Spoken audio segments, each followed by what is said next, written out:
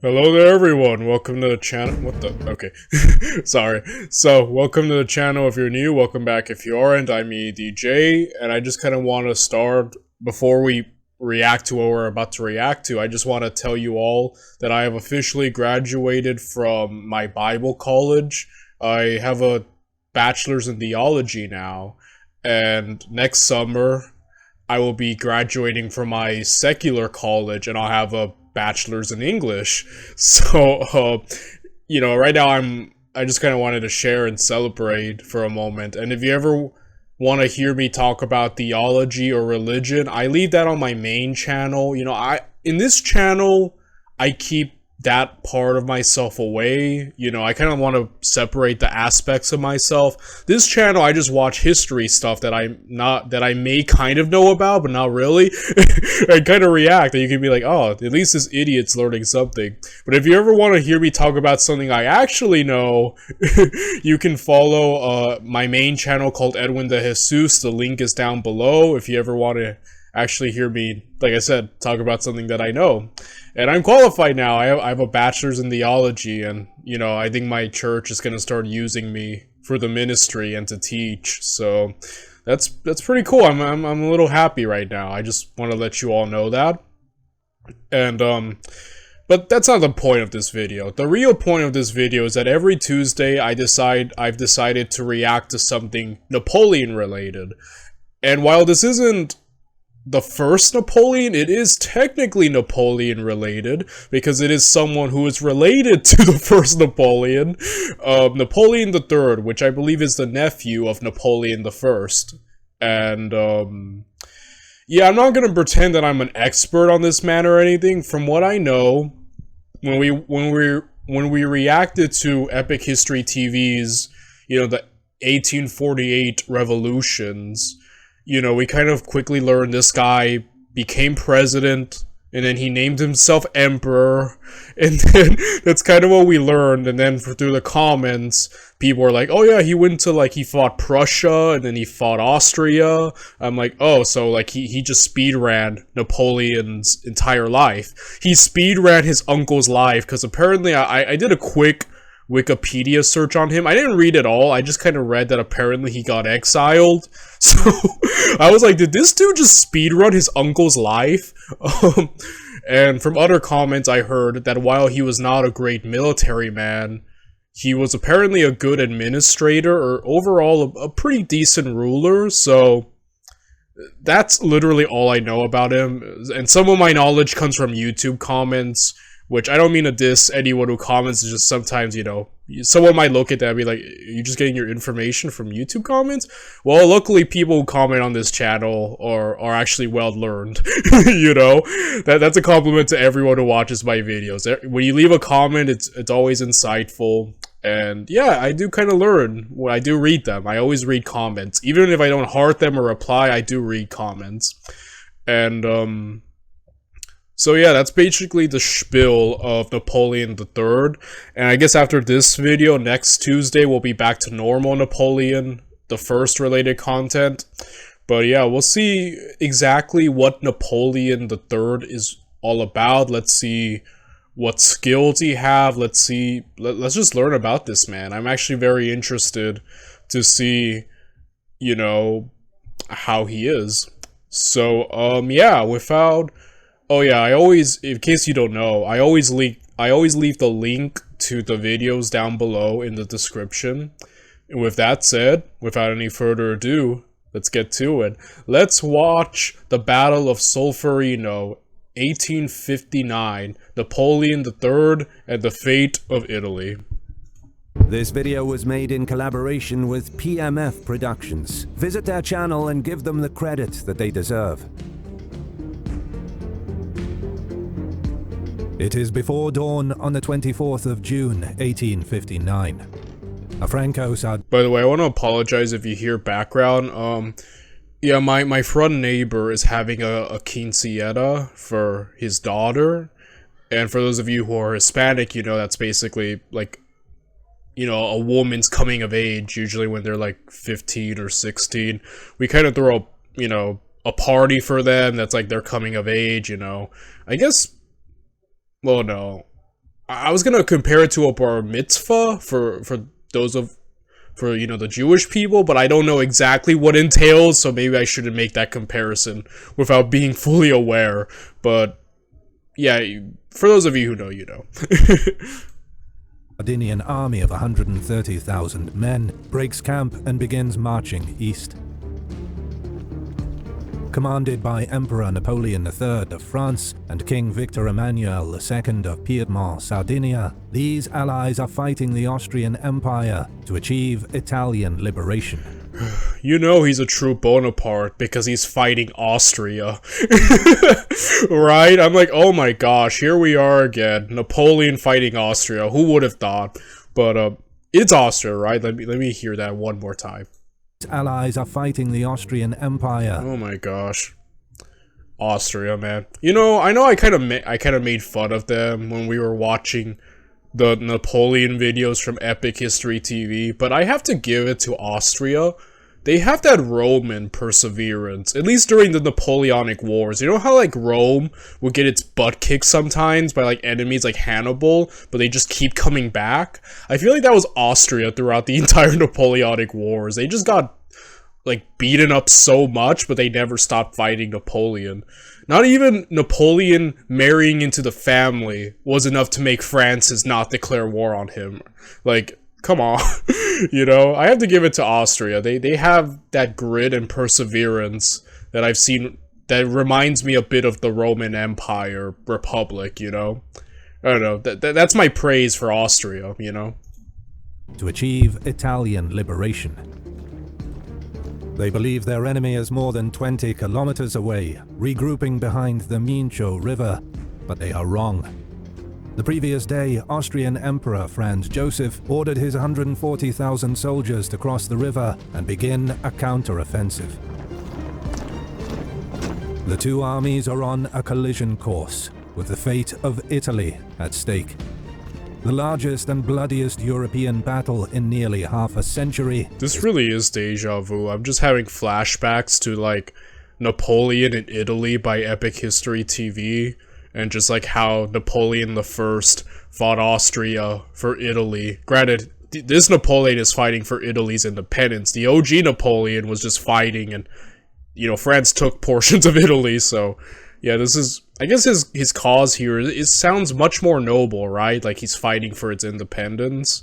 So, yeah. Is about to begin. This video is sponsored by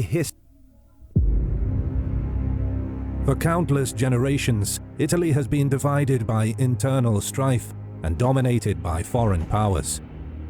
At the turn of the 19th century, however, the armies of Napoleon Bonaparte swept away the Austrian occupiers and unified the people of Italy for the first time since the fall of Rome. Although the collapse of the French Empire in 1814 resulted in the restoration of the old order, the desire for liberation was never fully extinguished. In the decades that followed, Italian nationalists struggled to free their lands from Austrian rule. As revolutions erupted across Europe in March of 1848, a new opportunity arose. When a popular uprising broke out in neighboring Lombardy, Piedmont, Sardinia, the most powerful of the Italian states, moved to support its brothers. Early successes and a swell of Italian national pride gave hope to the insurgents. But within 3 months, the uprisings were crushed by an Austrian army under the formidable Marshal Radetzky. In the wake of this defeat, King Charles Albert of Sardinia was forced to abdicate in favor of his ambitious son, Victor Emmanuel II. The new king, supported by his determined prime minister, Count Cavour, recognized that if Sardinia ever hoped to challenge Austria's powerful army, a strong ally would be needed. So in 1855, Victor Emmanuel elected to join France in the Crimean War, hoping to ingratiate himself with its new emperor, Louis Napoleon Bonaparte, nephew of the great Napoleon. By coincidence, Napoleon III had also fought on behalf of Italian liberation as a young exile, when he and his older brother were living in Rome. The subsequent death of his brother while escaping a failed uprising reinforced a long-standing desire to aid Italian independence. During the tumultuous year of 1848, Louis Napoleon returned to France in the aftermath of King Louis Philippe's overthrow. On the strength of his famous name and natural charm, he was elected president and became Emperor of France 4 years later. Eager to support the Italian... That's very interesting. Now I'm seeing why he would care about Italian independence, because I was thinking like, why would he care? But like, I don't mean that in a callous way. It's just, you know, when you're a monarch and you have your own things going on. But like, oh, he actually has this cool little history. And I have to say, if there's anything that this Napoleon has defeated the first in, is that he had his amazing facial hair. Because the OG Napoleon did not have such great facial hair. Eager to support the Italians in their struggle against Austria and to expand his influence, Napoleon promised to fight with Sardinia if war broke out. But to ensure public support, it was important for the two allies not to appear as aggressors, so they sought to provoke Austria into making the first hostile move. In late April 1859, they succeeded. Emperor Franz Joseph overreacted to an unprompted Sardinian mobilization by issuing a draconian ultimatum to demobilize and authorizing his army to move into Piedmont. To his utter dismay, France promptly declared its support for Sardinia. War has begun. At the outbreak of hostilities, the French armies were scattered and stationed far from Piedmont. This left a window of opportunity in which Austria could have overwhelmed the greatly outnumbered Sardinian army if they acted quickly. On the 29th of April, Franz Joseph ordered Field Marshal July to do just that. But the Marshal was cautious and indecisive. He advanced sluggishly over the next 10 days, squandering this brief window of opportunity. By the time July committed to a full-scale offensive towards Sardinia's capital, the French army had already arrived. Unwilling to confront this combined force, July retreated across the Po, where he began setting up a defensive line. The Allies, now concentrated and holding a numerical superiority, formulated a daring plan to outflank July's position. On the 28th of May, Napoleon took 90,000 men and advanced rapidly north. That's interesting. Yeah, I have no idea who's gonna win this battle, which kind of oddly makes me feel like, obviously I've heard about Napoleon III, and when people talk about his military, you know, exploits, they're like, yeah, he wasn't a military man, which kind of gives me the indication that he's not good at this. Then again, maybe that's just in comparison to the first Napoleon, which, I mean, the first Napoleon's one of the greatest commanders of all time. You could argue, statistically, the greatest general / commander of all time. So, you know, everyone pales in comparison to him. You know, very few were ever on Napoleon's level and ever will be. I don't think we'll ever see another Napoleon again. But then again, like I said, like, I don't know, like, I'm almost like, man, I'm almost, like, thinking he might just lose. I don't know why, but inside I'm having, like, a strong feeling, I think this guy's gonna lose. Then again, I guess we'll find out what he's made of right now. Like I said, I guess this is the fun part of not knowing what's going on. I get to speculate, and for some reason inside, I'm feeling like he's about to lose. But, we'll see what happens. So this flank. He's about to flank this dude. I mean, the flank is the oldest military trick in the book. If you've been keeping up with my videos, we've seen the flank so many times in all of these battles, from Hannibal, you know, and onward. It's just like, man. I always joke around every time I hear it. I'm like, oh, the flank, of course, the oldest trick in the book. But it's true, it's used all the time. The flank will never go out of style. No matter how much we evolve in terms of military, the flank just never goes out of style, dude. It's like one of the maneuvers that will age for forever and always work. It always, I mean, not always, but like it works a lot, at least from what these videos we see from, right? The flank always, like, usually works, which is funny. It's like, I think Oversimplified made a joke once in one of his videos. He's like, the oldest, like, he was like, the flank, the move that, you know, always somehow catches everyone off guard, even though it's always used, or something like that. I don't know, just, that made me laugh, because I'm like, yeah. So yeah, you can't go wrong with the flank. It's, you know, it's a pretty safe move. I mean, not really. Obviously, every move requires risk, but you know what I mean. I guess we'll see what it mean. What it'll. I'm sorry, it's hot. It's so hot in here. It's like June right now, June 22nd. It's a summer night, and here in California, it's always hot, especially in the summer. So if I seem out of it, I apologize. To quickly bypass the Austrian defenses, he leveraged railways to transport tens of thousands of soldiers, something never before seen in warfare. Whoa, whoa, whoa! Hold on, Napoleon III. That's pretty smart. Let me get that one more time. To quickly bypass the Austrian defenses, he leveraged railways to transport tens of thousands of soldiers, something never before seen in warfare. Dude, that is smart. Imagine if Napoleon I had frickin' trains and railways. Oh my gosh, that would have been insane. You thought he was fast before. He would have been the Flash. But that is smart. That's kind of clever. I mean, we'll see if it backfires or not. But that's some nice innovation, Napoleon III. Like, I guess so far not a bad opening. Plagued by confusion and indecision, July hesitated in the face of this Allied advance. On June 2nd, he finally ordered a retreat behind the Ticino River to counter the approaching enemy. But his hope of slowing the Allies was shattered when an Austrian commander mistakenly abandoned a vital fortress that guarded a key river crossing. Seizing the opportunity, French forces raced across the deserted bridge and attacked the Austrians, entrenched in the town of Magenta. After many hours of hard fighting, French soldiers drove the defenders from their forward positions and then charged into the town itself. The Austrians resisted bravely, but eventually gave way, losing over 10,000 men, twice that of the French. As an unnerved July began yet. Yeah, not bad at all.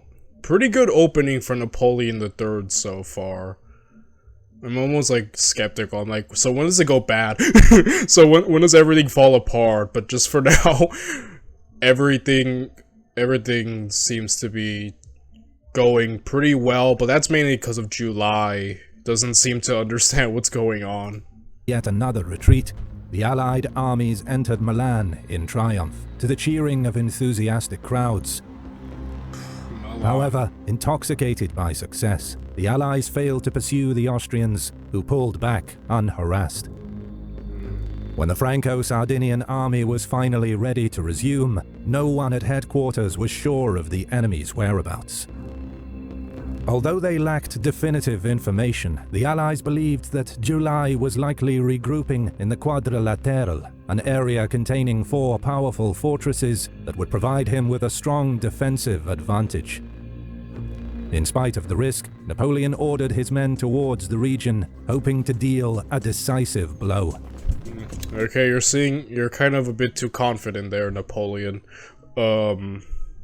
Confidence ain't bad, but it's the fact you don't know where your enemy is and you're just going for it.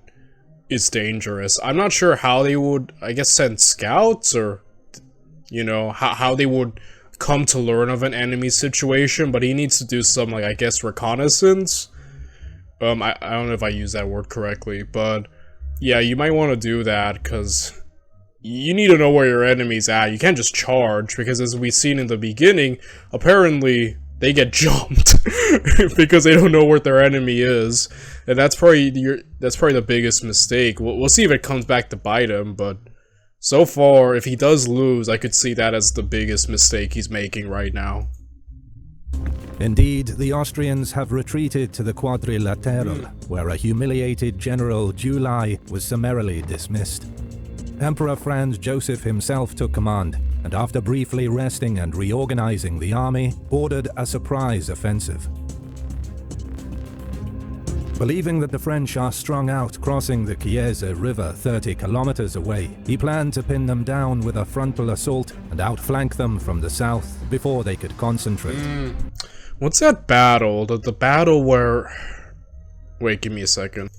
Yes, that's it. Okay, the Battle of Aspern. So, where Napoleon was crossing the river and then Archduke Charles jumped him? Is that... Kind of reminds me of that. Attack them while they're crossing the river, not fully consolidated, drive them back. And the flank is... Well, you can't go wrong with the flank. It's the oldest trick in the book. Every time it comes up, guys, I'm going to make that joke, because you're just gonna have to... I'm sorry. But, that's just for extra measure. But overall, very aggressive. But if successful, I could see it working. Alright, Austria, let's see what you're made of. I know I made fun of you a lot during the Epic History TV original Napoleonic Wars run, but obviously this is a new era, new people are in charge, so I'm coming in this with an open mind. Austria, let's see what you're made of, bro. But the French were far closer than Franz Joseph and his advisors suspected.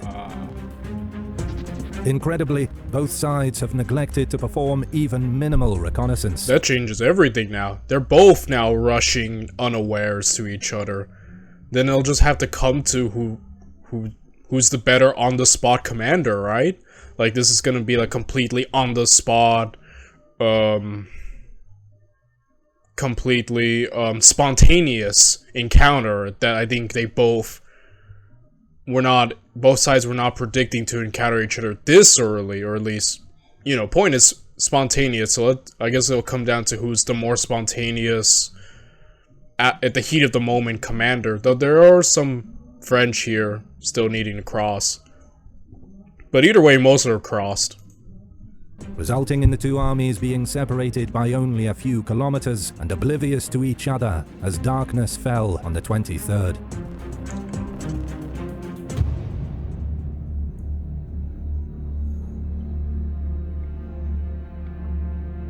Well before dawn on June 24th, the French army rose and prepared to continue their march towards the Mincio River. Napoleon has ordered the 1st and 2nd Corps to follow the steep ridgeline towards Solferino and Cavriana, respectively. 3rd and 4th Corps were to advance across the open plains towards Guidizzolo. The Sardinians planned to march through broken hilly terrain towards Pozzolengo.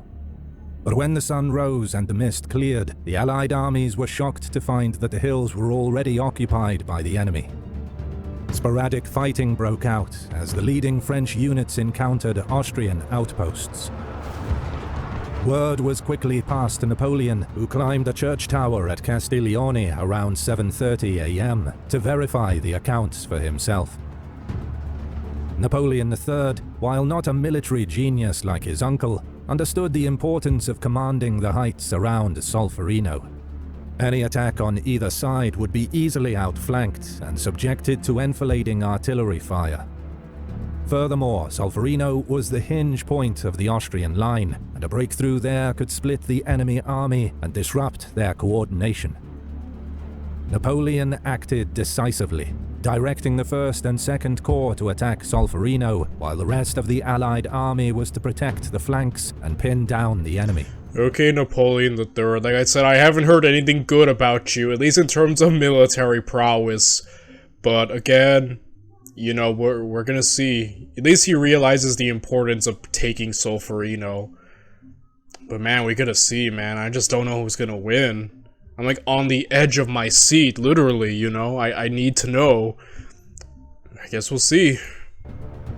In the north, the Sardinians, who have made little contribution to the campaign so far, were eager for a chance to prove themselves. But their advance was slow, with units strung out for miles.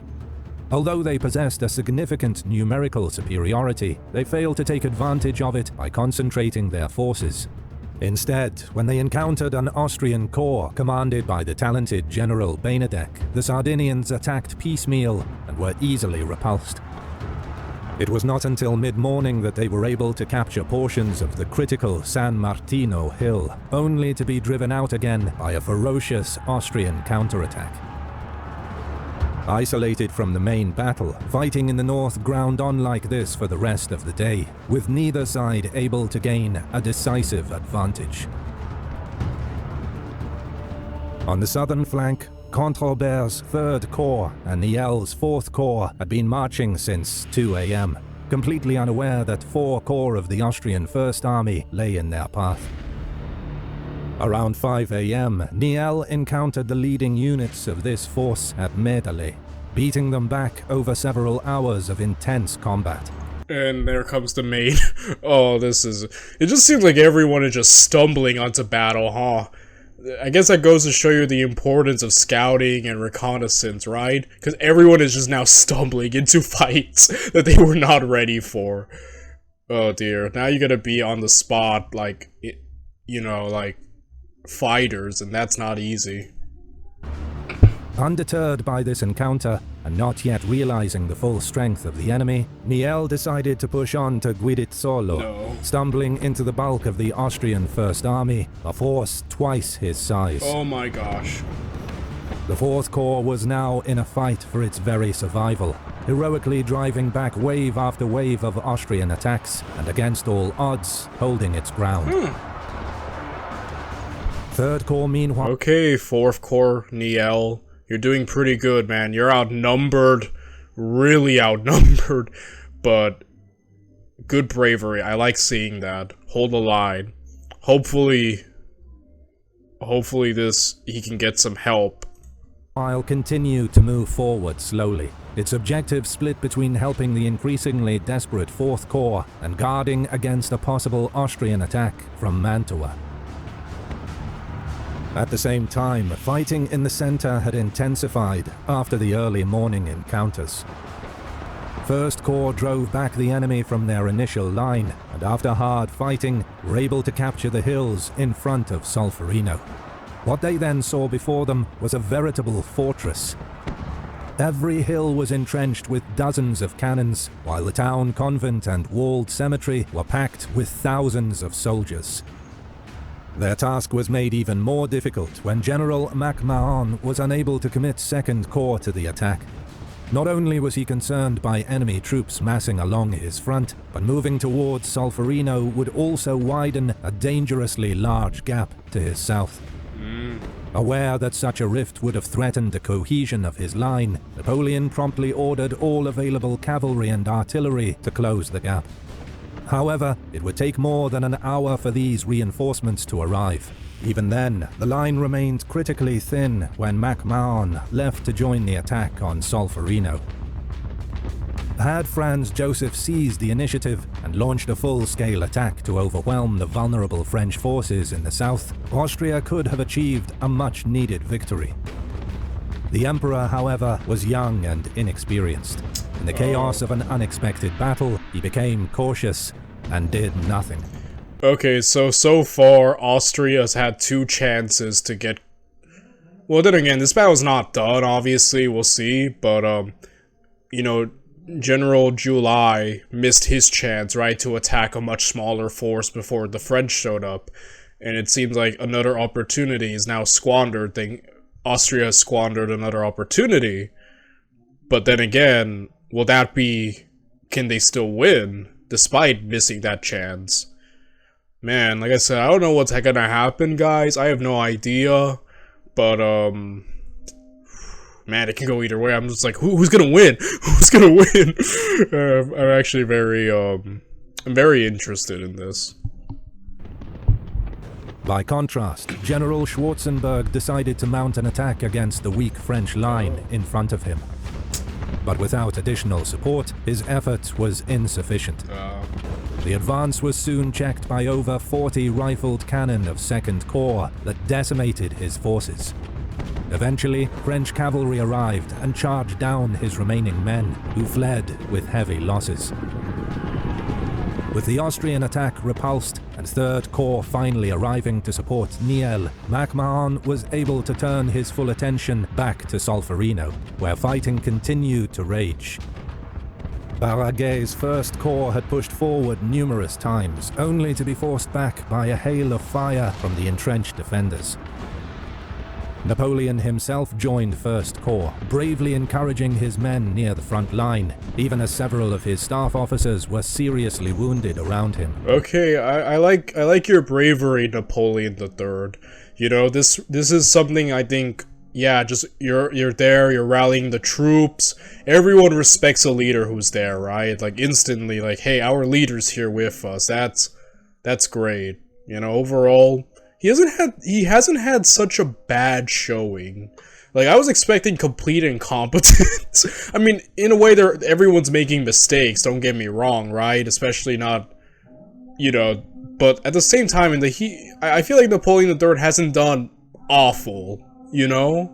So, I think the music's getting louder outside, but, so I apologize, but, yeah, he's not doing awful. Then again, the video is far from done, so we'll see. 2nd Corps and its fearless Algerian warriors arrived around 11 AM to support the intense struggle for the well-defended ridge. Nevertheless, Austrian forces continued to hold their ground, pouring devastating volleys into the packed French ranks. With the French unable to make progress, Napoleon determined that reinforcements were needed to drive home the faltering attack. He had no choice but to commit the infantry of his Imperial Guard, who until now had been held in reserve. Around 1:30 Man, he's sending in the Guard, dude. It reminds me of just how reserved Napoleon was with his Guard, right? But here he's like, nah, we need to do it. But let's see if Austria is about to have any trick up its sleeve to counter this.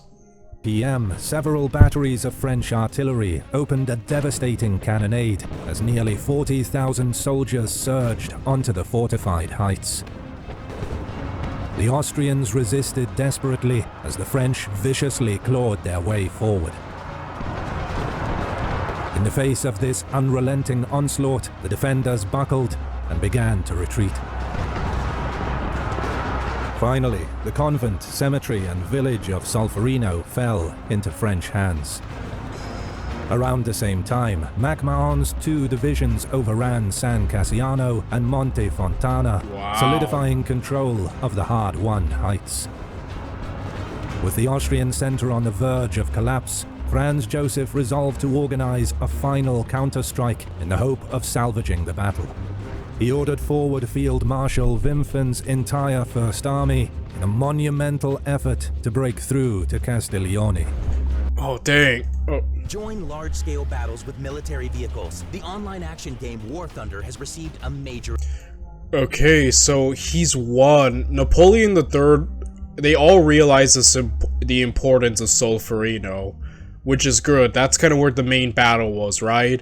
But the thing is, he committed everything here, even the Guard, and now he doesn't have, like, I guess, the reserve to go back, or, you know, either way, like, the center is basically, like, here it seems like the French are just overwhelming, but I'm thinking that now the rest of the battle has to fall on either, like, the wings, right, or, am I using the right word? But, you know, the center seems pro-French right now, all French are doing great, but now it's like, if one of these wings break, can they get jumped from the back or flanked, you know? Now it seems like the battle might be determined if each side of the wing breaks, you know? So, I don't know, man. This is close. This is really intense, man. I don't know. Around 3:30 PM, Austrian horsemen crashed into the French Guard cavalry and initially made considerable progress, until General Soleil, commanding the Guard artillery, positioned 42 guns in a grand battery, whose overwhelming fire drove off the attackers. To the south, Niel was also under severe pressure from this attack. But despite their fatigue from many hours of continuous combat, 4th Corps was able to withstand the latest assault. Even after the Dude, Niel is a wall right now. Marshal Niel is holding the line. Like, man, that kind of like... It brings me back to Davout, like, when he was holding the line with from the Prussian, the main Prussian assault. Like, obviously it's not the exact same thing, but it kind of brought back a memory. Good job on Niel, man. He's holding it down. successful French defense in the south, the Austrian First Army remained a formidable force, its soldiers still eager to fight. But Marshal Wimpfen was unduly discouraged by the failure of the initial assault and ordered his army to retreat. Wait, let me get that again. Austrian General Benedek was unduly discouraged by the failure of the fight. But Marshal Wimpfen was unduly discouraged by the... Okay, yeah. Another Austrian opportunity, right? Like, I don't know if they could have succeeded if they kept going, but apparently the morale of the Austrian troops here is still high. They still want to go. And I don't know if they could have succeeded if they kept going, but it does seem like these guys are a bit exhausted. Who knows what could have happened if they just kept going, right? Again, like, I don't know. That's alternate history there. That's alternate history territory, but if so, it seems a little bit of a waste. Maybe of a potential opportunity. So, failure of the initial assault and ordered his army to retreat. Austrian General Benedek's successful stand in the north was not enough to counteract the collapse of the center and the retreat of Wimpfen. Franz Joseph was finally convinced that defeat was inevitable. At 5 p.m., the distraught emperor ordered a full retreat. As the beaten Austrians were... Oh my gosh. Yo, is that it? Is that the end of the battle? Pulling back, a violent storm rolled over the battlefield, unleashing a torrent of rain. Soldiers on both sides were drenched and exhausted after 12 hours of combat in the blistering heat. Fighting slowly died off across the blood-stained landscape, with the Allied armies unable to launch an effective pursuit against their fleeing enemy. Napoleon III had achieved a great victory, but was deeply shaken by the heavy cost. The French have lost nearly 1,700 killed and 9,000 wounded. The Sardinians over 5,500 as a result of their repeated unsuccessful attacks. However, the Austrians have incurred far greater losses, with 22,000 men killed, wounded, or captured. Dang. While the Austrian army remained a significant force on paper, and Prussia was mobilizing to assist them, the morale of the soldiers and high command was broken. Franz Joseph had had enough. Within days of the battle, he agreed to a ceasefire, followed quickly by Napoleon's surprisingly lenient peace terms. Dang, you won!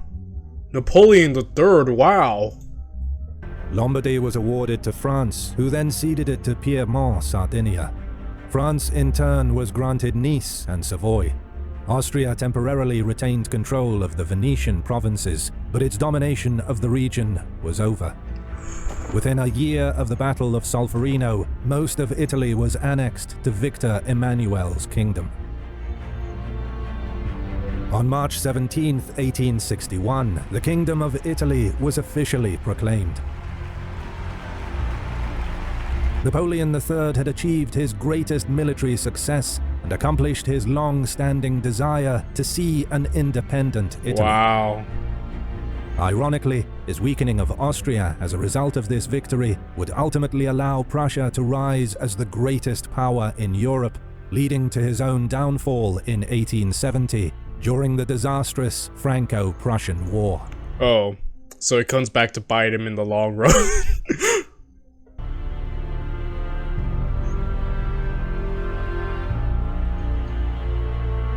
If you've made it this far into the video, thank you for watching. Okay, let's see. Okay, I need to change. You see my little square here? I can also see myself. So, whatever's blocked in the screen in your perspective is also blocked in mine. I can turn it off, but I'm a little bit like, I always kind of want to look at myself to make sure I don't look bad, like the lighting or the camera quality, because sometimes this camera will kind of get a little blurry, so I have no choice but to leave it on. But either way, so Napoleon III's maneuver to outflank July was reminiscent to his famous uncle's similar tactic in 1796, where a young General Bonaparte bypassed an Austrian defense line along the River Po, forcing them to abandon Lombardy. Footnote 2. The early stages of the American Civil War, many volunteer units dressed in zouave I don't know how to say that, outfits, having been inspired by the courage and success of the French Z-wards at Solferino. Oh, wow. Okay, footnote 3. Solferino was the last battle where both armies were commanded by their respective monarch. Wow. You know, a lot of people nowadays are always like, oh, if only our leaders were in the front line, alright, you know. Like, obviously, you know, imagine a king who fights their own battles, you know. And I kind of get it, but man, this was it? You know, that's not such a bad way to end. Like, a Bonaparte had the last battle where a monarch commanded and won. That's kind of amazing, huh? It's kind of like a cool little lasting legacy for the Bonapartes, in addition to what all Napoleon accomplished.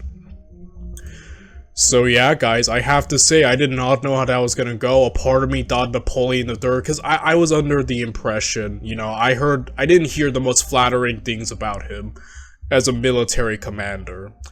And, but I was kind of amazed by his conduct in this battle. He made mistakes, mind you, rushing forward without properly knowing where your enemy is. You know, he made mistakes, obviously forcing a spontaneous battle. And, you know, he had to throw everything at the line, and if the Austrians were more organized, they probably could have succeeded and outflanked him. So he did leave a potential for ruin, but luck prevailed on his side. And yeah, Napoleon III, you should be proud, like, your uncle made his markings defeating Austria. And once again, Austria is taking an L from a Bonaparte. Some things never change. I'm sorry, Austria. You just...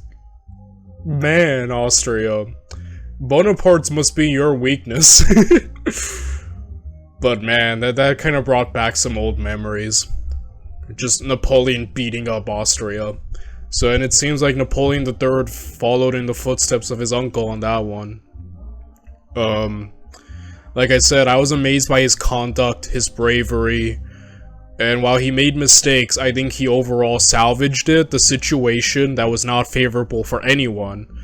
So I have to say, I'm impressed by Napoleon III. Like, you know, obviously I do know that the Prussian War, they kick his butt and then he kind of gets exiled. So I guess he had a hand to play in that by defeating Austria, which resulted in the long run of him getting screwed over, apparently.